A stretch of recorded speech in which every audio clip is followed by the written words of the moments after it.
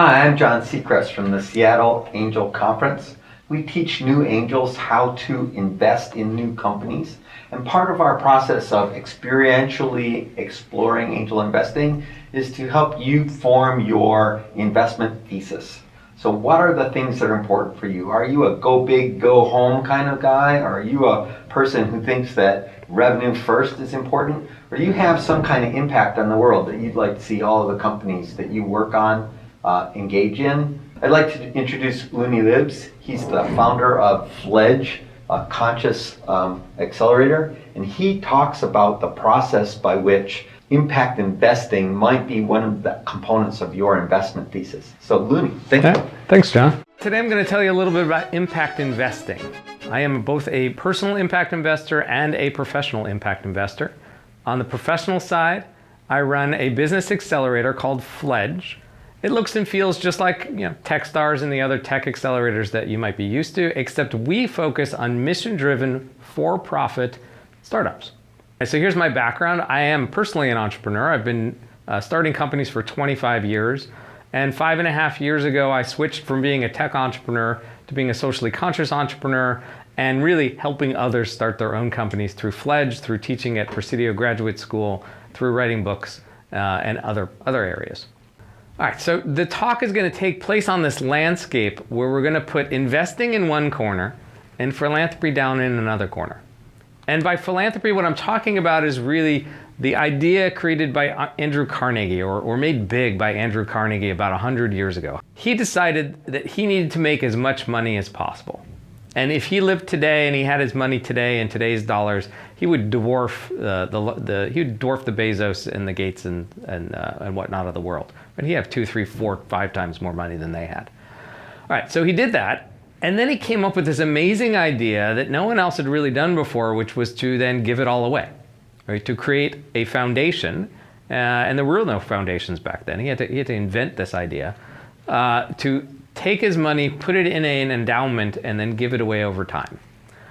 So make as much money as possible using whatever means possible, and in his case it was really whatever means, and then create a foundation. And the rules of the foundation today are that it can have an endowment as long as it gives away 5% of that money per year, right? And its goal is really to earn more than 5% so they can live forever. At least most foundations are like that.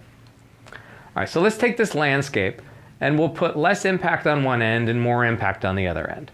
And clearly, in the normal scheme of things, you think about philanthropy as one end, right?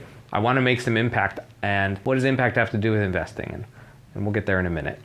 The other axis, we're going to take what's return on investment? What is your expected return on investment? So for philanthropy, you don't expect anything, right? You give money away and you expect some goodness to happen, some impact to happen, but you don't expect your money back. Whereas when you do investing, the typical thesis is that you want as much as possible.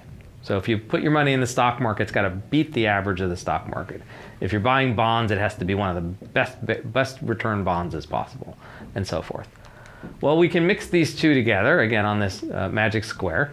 And what's interesting is that impact investing is everything in between. So this is investing where you want to make some impact, and therefore maybe it's not the maximum ROI, or maybe it's really close. But maybe in impact investing, what you want to do is do things that look like philanthropy, but you want your money back so you can do it again. Or in my case, in a lot of people's cases, it's somewhere in between, right? I want to make a decent return, maybe not the maximum return, or maybe just the normal return for that asset class, but I want all my money to do good in the world. When I show this landscape, a lot of people say, but wait, it's supposed to be a risk-reward landscape. It's not supposed to be a impact-reward landscape. And that's true, right? In the normal paradigm, in the normal way that people talk about investing capital, it's really a risk-reward spectrum, right? And you get this risk-reward spectrum. You can find these things on the internet. And so cash is no risk, not much reward. And early stage private equity is high risk, and so you're supposed to get high rewards. You're supposed to get 10x. Watch the other video on revenue-based financing to say why that's not in fact true.